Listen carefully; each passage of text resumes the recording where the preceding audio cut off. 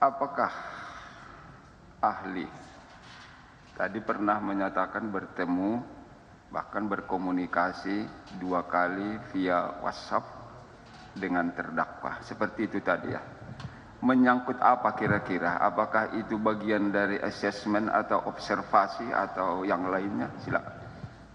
Koreksi sedikit majelis, saya belum pernah bertemu tatap muka seperti ini sama sekali. Baru kali ini. Baru kali ini kalau bertemu. Ya, silakan. Namun berkomunikasi melalui aplikasi WhatsApp sudah saya lakukan 2 kali. Baik.